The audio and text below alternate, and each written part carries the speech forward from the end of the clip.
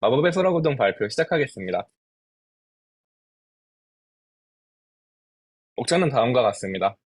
먼저 팀 구성원 소개와 프로젝트에 대해 간단히 말씀드리겠습니다.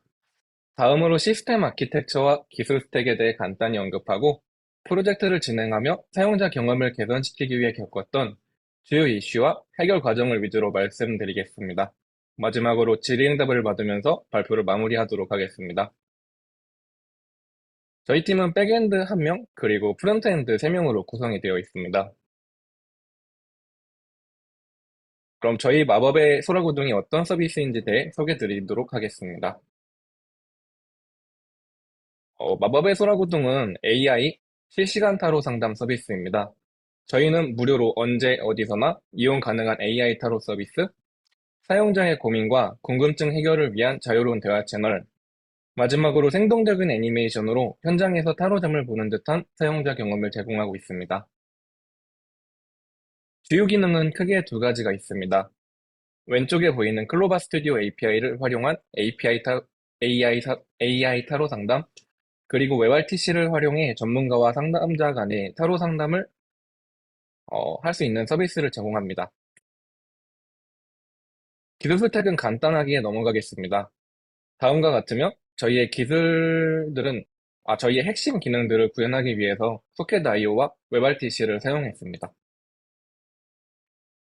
그리고 저희 프로젝트는 다음 아키텍처를 사용하고 있습니다. GitHub 액션으로 배포 자동화를 구현했고, 백엔드에서는 프라이빗 서브넷의 DB 서버를 구축하였습니다. 그리고 각 어플리케이션을 도커 컨테이너로 띄워서 프로세스 환경을 분리했습니다. 프론트엔드는 클라우드 플레이어를 이용해 백엔드와 별도로 배포를 진행하였습니다. 저희 목표는 많은 사용자를 받아서 실제로 운영해보고 피드백을 받아보는 것이었습니다. 이를 위해서 어떻게 하면 사용자를 만족시키고 완성도 높은 경험을 제공할 수 있을지 고민하게 되었습니다. 기능이 올바르게 동작하는 것 이상으로 사용자에게 즐거움과 감동을 주기 위해서는 애니메이션 효과를 적절하게 활용해야 한다고 생각했습니다. 핵심 기능인 만큼 카드 애니메이션에 가장 공을 많이 들였습니다. 카드 화면 진입 시에 왼쪽에서 오른쪽으로 카드가 펼쳐지고 다시 접히는 애니메이션을 구현했습니다. 또한 드래깅과 스크롤 시 방향에 맞게 카드가 회전하고 카드를 클릭하면 뒤집히는 효과를 볼 수 있습니다. 효과음도 넣어주어서 현장에 있는 듯한 생동감 넘치는 사용자 경험을 제공하고자 했습니다. 많은 분들이 궁금해 주셨던 카드 애니메이션 구현 과정에 대해서 간략하게 소개해 드리겠습니다. 우선 카드 이미지를 감싸고 있는 형태인 타로 카드 컴포넌트가 존재하는데 이 내부 카드 이미지를 외부 박스의 윗방향으로 밀어줍니다. 이때 이미지를 감싸고 있던 외부 박스는 움직이지 않고 나중에 만들어질 원형 타로 스프레드의 중심 역할을 하게 됩니다. 이러한 방식으로 78개의 타로 카드 컴포넌트를 만들고 겹쳐서 카드 덱을 만들어줍니다. 회전 효과를 주기 위해서 전체 카드 덱을 감싸는 타로 스프레드 컴포넌트도 만들어줍니다. 아까 영상에서 보셨듯이 원의 왼쪽 중앙 지점부터 회전이 시작되도록 하기 위해서 타로 스프레드 컴포넌트를 시계 방향으로 270도 회전시켜주면 첫 번째 그림과 같은 형태가 됩니다. 여기서 각 타로를 인덱스 곱하기 4.6도만큼 회전시켜주면 두 번째 그림처럼 원 형태가 됩니다. 여기까지가 펼치기 애니메이션 구현 방법이고 접기 애니메이션의 경우 다시 타로 카드 컴포넌트의 회전 각도를 0도로 초기화시켜주면 됩니다. 드래깅과 스크롤 시 카드 스프레드가 회전하는 애니메이션의 경우 타로 스프레드 회전 각도를 방향에 맞게 재설정해줍니다. 카드 뒤집기 애니메이션의 경우 한 가지 트릭이 필요합니다. 카드의 앞면과 뒷면을 겹쳐놓고 하나의 컴포넌트인 것처럼 보여주는 것입니다. 실제 코드는 좀 더 복잡하지만 이해하기 쉽도록 간략하게 표현해 보았습니다. 앞면과 뒷면 이미지가 존재하고 이를 감싸는 외부 박스가 있습니다. 앞면과 뒷면은 포개어 겹쳐두고 뒷면은 미리 뒤집어둡니다. 이때 앞면, 뒷면 모두 뒤집혔을 때 보이지 않도록 설정해두고 외부 박스에 대해서는 원근법을 적용해줍니다. 이제 외부 박스에 플립 클래스를 적용해주면 카드가 뒤집어지는 애니메이션을 볼 수 있습니다. 애니메이션 속성을 다루는 것 자체가 어렵기도 했지만 저를 더 힘들게 했던 것은 테일윈드였습니다. 우선 테일윈드는 트랜스폼의 적용 순서가 선언 순서와 무관합니다. 변환을 적용하는 방식은 크게 두 가지로 트랜스폼 속성을 사용해서 각 변환을 한 번에 적용하는 방식과 트랜슬레이트, 로테이트, 스케일 속성을 개별적으로 적용하는 방식이 있습니다. 전자는 선언 순서에 따라 왼쪽에서 오른쪽으로 적용되지만 후자는 선언 순서와 관계없이 무조건 트랜슬레이트, 로테이트, 스케일 순으로 적용됩니다. 테일윈드는 후자의 방식으로 적용되기 때문에 원하는 순서대로 요소를 중첩해서 사용하거나 테일윈드를 사용하지 않고 스타일 객체의 문자열 형태로 직접 넣어주어야 한다는 불편함이 있습니다.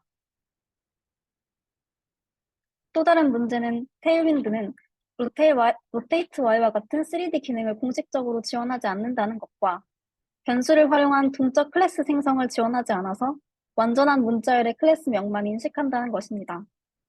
해당 문제도 스타일 객체에 직접 넣어줌으로써 해결할 수 있었지만 결국 테일윈드를 사용하지 않는다가 해결법이 되어버린 셈이라 근본적인 문제는 해결하지 못했다고 생각합니다. 이러한 이유로 테일윈드는 기존에 잘 만들어진 클래스를 가져다 쓰기 때문에 쉽고 편하다는 장점이 있지만 복잡한 디자인이 필요한 웹사이트를 구현할 때는 적합하지 않다는 결론을 내리게 됐습니다.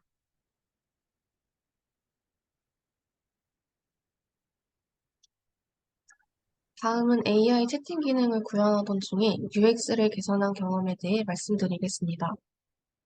AI가 생성하는 답변을 실시간으로 사용자에게 보여주도록 수정한 결과 첫 컨텐츠를 확인하기까지의 시간이 약 85% 개선되었습니다. 그럼 어떤 방법으로 이렇게 개선할 수 있었는지 설명드리겠습니다. AI 채팅 기능은 서버에서 클로버 스튜디오에 API 요청을 보내고 그 응답을 받아 클라이언트의 소켓 이벤트로 전달해주는 구조로 되어 있습니다. 기존에는 사용자가 클로버의 답변이 모두 생성될 때까지 응답을 보지 못하고 기다려야 한다는 불편함이 있었습니다. 영상을 보시면 카드를 선택한 후 아무런 응답이 없다가 완성된 메시지가 한 번에 표시되는 것을 확인하실 수 있습니다. 이 불편함을 저희는 스트림을 사용해 개선해 보았습니다. 기존에는 서버가 클로버 API 응답을 완전한 문장으로 받아서 이를 한 번에 클라이언트에 전달해주는 방식이었다면 이번엔 스트림으로 응답을 받고 서버가 이 스트림을 읽어드리면서 토큰 단위로 클라이언트에게 전달해주는 방식으로 개선을 시도했습니다. 앞의 방식을 직접 적용하기 위해서 클로버 API 응답을 스트리머로 한번 받아보았습니다. 그런데 받아온 스트림을 읽어보니 스트림의 데이터 조각인 청크의 형식이 제가 생각했던 것과 달랐습니다. 필요한 것은 토큰인데 부가적인 정보들이 포함되어 있었고 하나의 청크에 데이터 덩어리들이 여러 개가 함께 오거나 중간에 데이터가 잘려서 오는 경우도 있었습니다. 그래서 응답으로 받은 스트림을 토큰 단위로 변형하는 과정이 필요했습니다. 여기서 트랜스폼 스트림을 활용해 스트림에서 각 청크들을 변형하는 파이프라인을 추가해 스트림을 생성할 수 있었습니다. 원래 청크를 파싱해서 오른쪽처럼 토큰 단위의 청크로 변형하는 비동기 함수를 작성해서 트랜스폼 스트림 객체를 만들었고 원래 스트림에 트랜스폼 스트림을 파이프라인으로 연결해서 변형된 스트림을 생성해 주었습니다.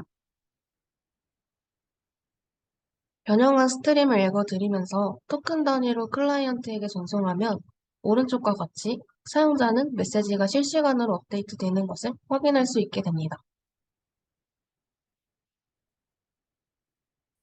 이런 과정을 거쳐서 아까 처음 보셨던 것과 같이 채팅 반응 속도를 개선할 수 있었습니다. 스트림 외에도 카드를 선택한 뒤에 애니메이션 효과를 주어서 사용자의 체감 시간을 더 줄이기도 하였습니다. 결과적으로 사용자는 카드를 뽑자마자 실시간으로 결과가 업데이트되는 것을 볼 수 있어 사용자 경험이 크게 개선되었습니다.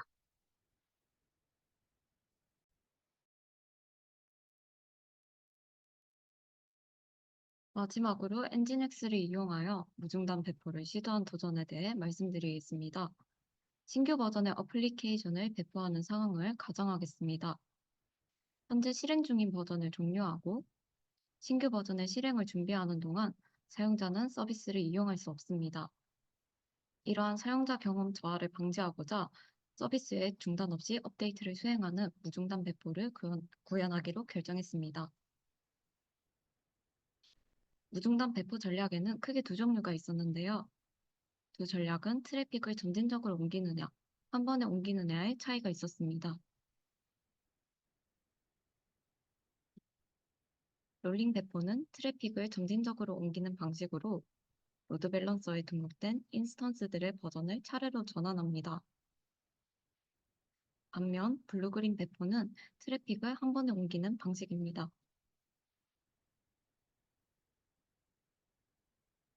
저희는 클라우드 서비스의 로드 밸런서를 사용하지 않기 때문에 여러 대의 인스턴스가 필요한 롤링 전략은 적합하지 않다고 판단했습니다.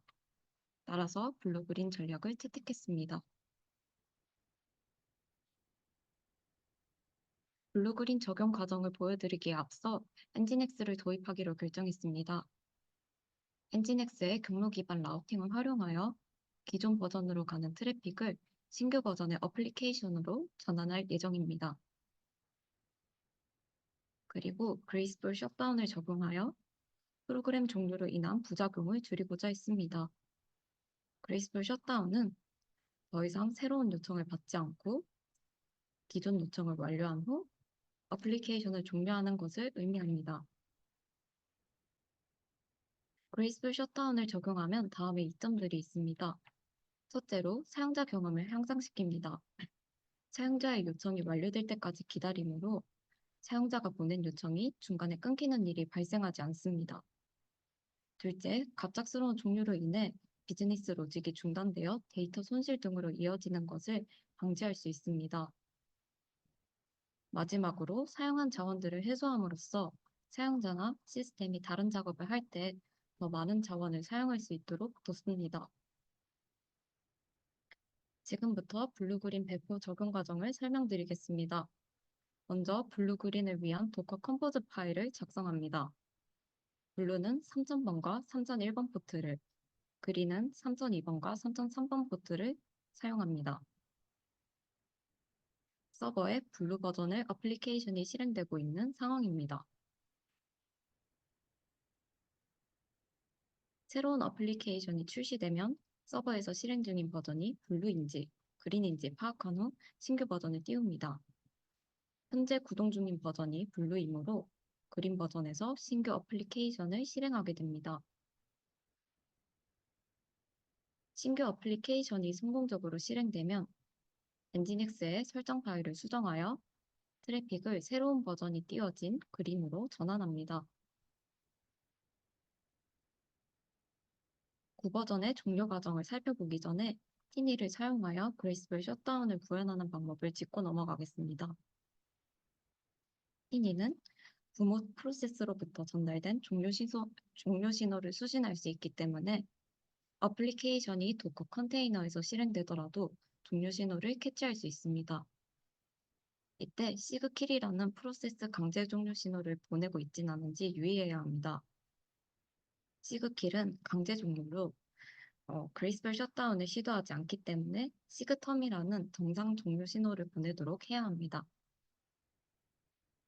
컨테이너 종료 명령을 실행하면 어플리케이션에 시그텀이 전달됩니다. 어플리케이션은 시그텀을 수신한 후 새로운 요청을 받지 않도록 서버를 닫습니다. 다음으로 현재 처리 중인 작업이 끝날 때까지 기다리고 모든 작업을 완료한 후에 안정적으로 종료합니다. 지금까지 사용자 경험을 개선하기 위해 애니메이션, 반응 속도, 무중단 배포를 중점적으로 다룬 마법의 소라고동 프로젝트였습니다. 이상으로 타로 밀크티의 발표를 마치겠습니다. 들어주셔서 감사합니다.